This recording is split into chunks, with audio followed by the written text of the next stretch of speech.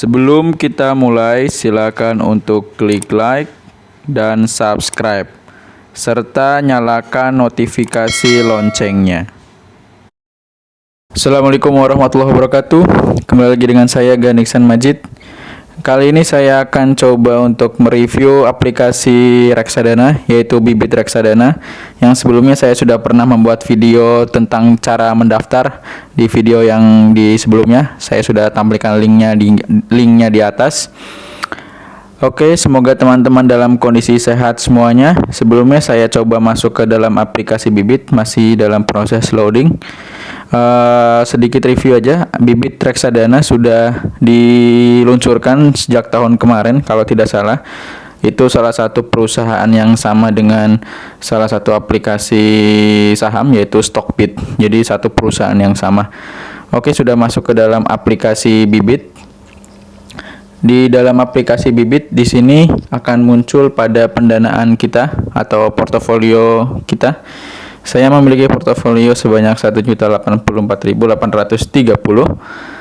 dan total earningsnya saya adalah negatif 91.000 atau rugi 91.000, dan itu jika dipresentasikan sebanyak minus 7,76%. Nah, sekarang coba kita lihat kenapa aplikasi atau pendanaan portofolio saya ini bisa negatif hingga 7,76%. Kita harus bisa menganalisa dari mana sumber dari kerugian ini. Kita coba lihat portofolio saya. Kalau di aplikasi Bibit dia ada robonya juga. Jadi di robo untuk aplikasi ini adalah untuk pembagian, di mana kita ketika akan menginvestasikan, kita dibagi akan dimasukkan ke pasar uang, obligasi atau saham seperti itu. Untuk persentase saya di sini dari 1.084.000 sekian tersebut dibagi dalam 3 jenis reksadana, yaitu pasar uang, obligasi dan saham. Coba kita buka untuk reksadana pasar uang. Di reksadana pasar uang sebenarnya saya memiliki 3, dan memang hasilnya semuanya positif atau menghasilkan. Tidak ada hasil negatif, berarti menunjukkan bahwa di reksadana pasar uang tidak mengalami penurunan atau tidak mengalami kerugian dari portfolio value saya. Kemudian coba kita lihat yang kedua adalah obligasi.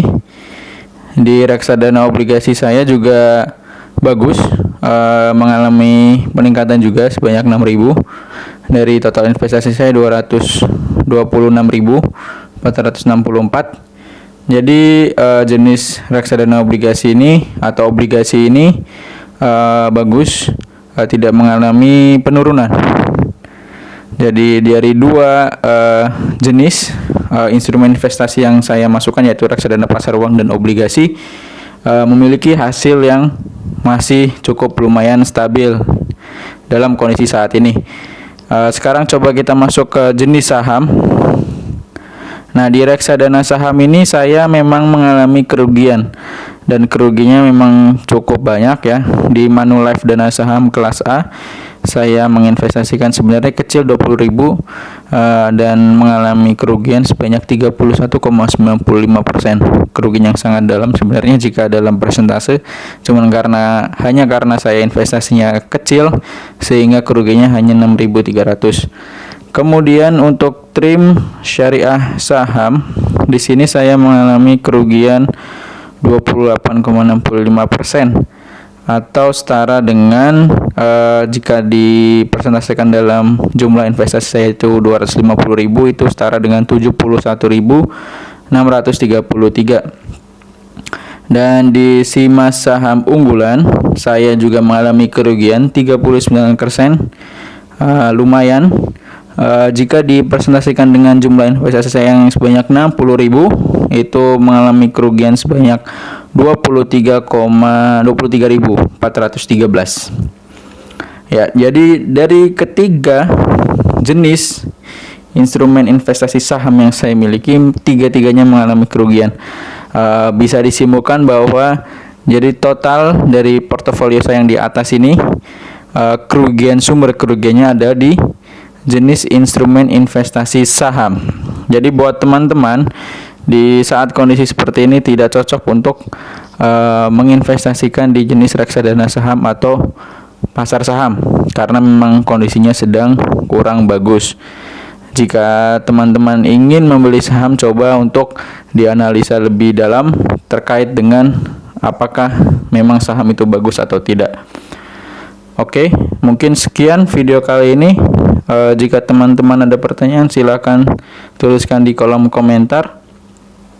Sebelumnya, semoga teman-teman yang menonton video ini dalam kondisi sehat dan terbebas dari virus corona. Terima kasih. Wassalamualaikum warahmatullahi wabarakatuh.